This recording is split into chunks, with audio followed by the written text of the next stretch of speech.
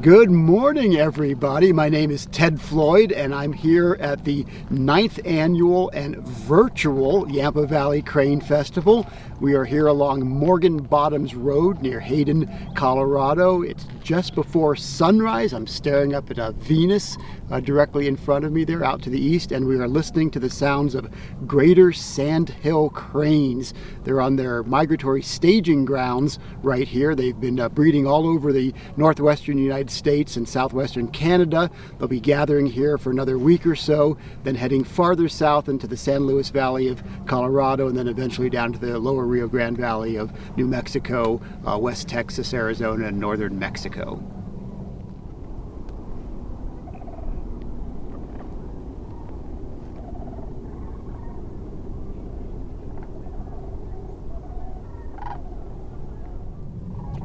So folks, we have two populations of the Sandhill crane.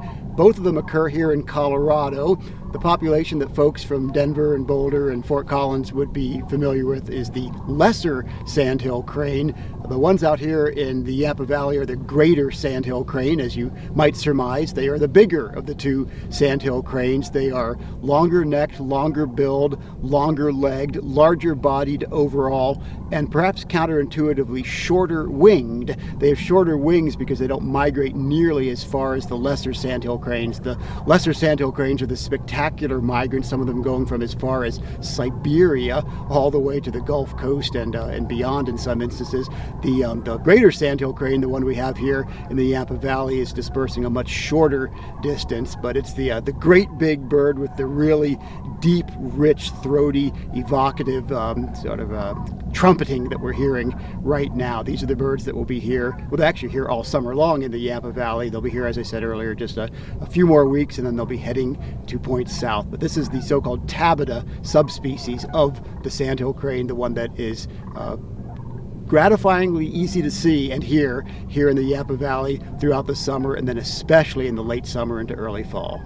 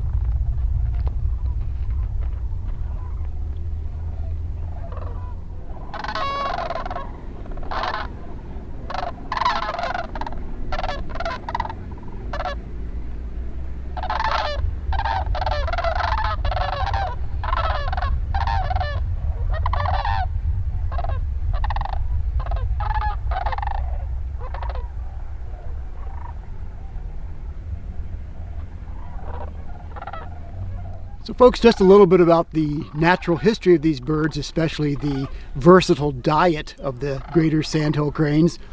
In a nutshell, they eat anything.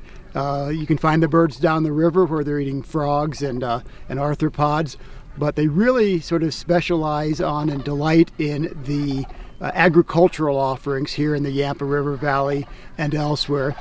I understand that the Colorado Crane Conservation Coalition, that's a bit of a mouthful, the CCCC we like to call them, is working with local agricultural interests here to promote sort of best practices. By the way, these are Canada geese going over now, but we can hear the Sandhill cranes in the background. Anyhow, to promote best practices for promoting and enhancing the diet for the cranes out here. We're standing actually near the site at the edge of an alfalfa field. The birds are sort of nibbling the shoots off the alfalfa. They'll also eat waste grain, corn, and winter wheat, and other products like that as well. So I think the most straightforward thing we can say about the cranes is they'll eat almost anything, but they really do benefit from getting a leg up from cooperation between the crane, quite a mouthful, the Colorado Crane Conservation Coalition and the agricultural interests here in the Yampa Valley.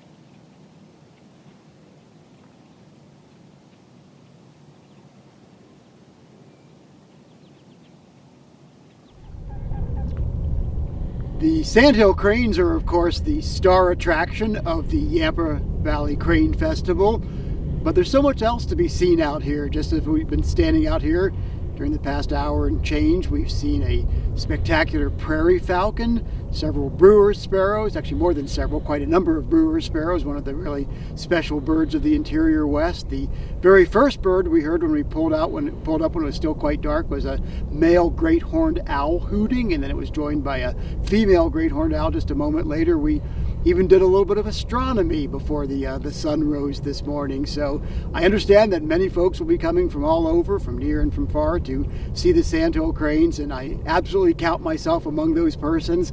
But just so wonderful to be able to come out here and see birds like falcons and sparrows and great horned owls, and to enjoy the crisp air. It was actually cold air when we got here this morning, but a beautiful, wonderful morning here in early autumn in the Yampa Valley with cranes and so much more.